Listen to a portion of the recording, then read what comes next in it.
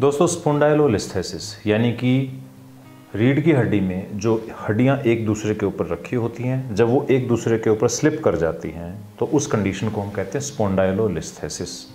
स्पोंडाइलो means spine and listhesis means slippage.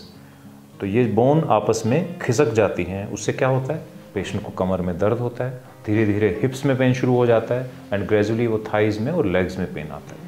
Patient का चलना फिरना, उठना बैठना सब बड़ा मुश्किल हो जाता है और उनको कई बार ऑपरेशन की भी ज़रूरत पड़ती है। अब ये लेडीज़ में ज़्यादा कॉमन है, उसका क्या कारण है? सबसे बड़ा कारण है कि जैसे ही लेडीज़ 45 के आसपास पहुंचती हैं तो उनका एस्ट्रोजन लेवल फॉल करता है, जिसको हम कहते हैं मीनोपॉज। तो पोस्ट मेनोपॉजल वुमेन में स्पोंडाइलोलिस्थेसिस के chances are 3 times more than man. जैसे ही एस्ट्रोजन लेवल फॉल करता है, हमारी जो बोन क्वालिटी है वो पुअर हो जाती है और उससे वो लाइसिस यानी कि जो पार्स इंट्राआर्टिकुलरिस का जो बोन है वो वीक पड़ जाती है और वो ब्रेक हो जाती है। तो वहीं से जो वर्टिब्रा है वो स्लिप होना शुरू हो जाता है।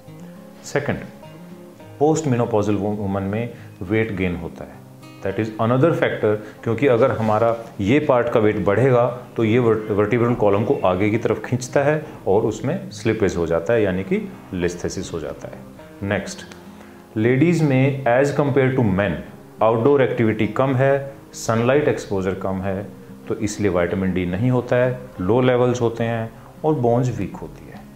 And last, physical activity, fitness के लिए जो फिजिकल एक्टिविटी है, लेडीज़ पूरा ध्यान नहीं रखती हैं अपना, वो घर के कामों में और बाकी जिम्मेवारियों में लगी रहती हैं, अपनी सेहत का ध्यान नहीं रखती हैं, तो वो फिजिकल एक्टिविटी जैसे योगा है, रनिंग है, स्विमिंग है, ये नहीं कर पाती हैं। कई बार फैसिलिटीज़ नहीं होती हैं, कई बार वो खुद ध्यान नहीं रखती हैं, तो इसके चलते भी उनकी बोन क्वालिटी पुअर होती है, उनकी मसल स्ट्रेंथ कम होती है, उनके लिगामेंट्स वीक हो जाते हैं। और ये सारी वही चीज़ें हैं जो स्पाइन को सपोर्ट करती हैं। अगर हम अपना ध्यान नहीं रखेंगे तो अल्टीमेटली क्या होगा, आपको तकलीफ होगी, आपका चलना फिरना और कम हो जाएगा और आपकी बोन्स फर्दर वीक होती चली जाएगी एंड समटाइम्स आपको ऑपरेशन की भी ज़रूरत पड़ सकती है। और जब ऑपरेशन करते हैं तो उसमें भी ये देखना पड़ता है, अगर बोन क्वालिटी अच्छी है तो रिजल्ट अच्छा आएगा, मसल स्ट्रॉन्ग है तो भी रिजल्ट अच्छा आएगा।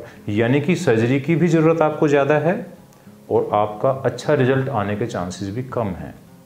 तो इसलिए बेटर है कि आप अपना कैल्शियम और विटामिन डी लेवल सही रखें, अपनी फिजिकल एक्टिविटी बढ़ाएं, सनलाइट एक्सपोजर बढ़ाएं, बैलेंस्ड डाइट लें और अगर जरा भी आपको शक होता है कि कमर में दर्द है तो अपने आसपास एक ऑर्थोपेडिक सर्जन की सलाह लें, इन्वेस्टिगेशन कराएं।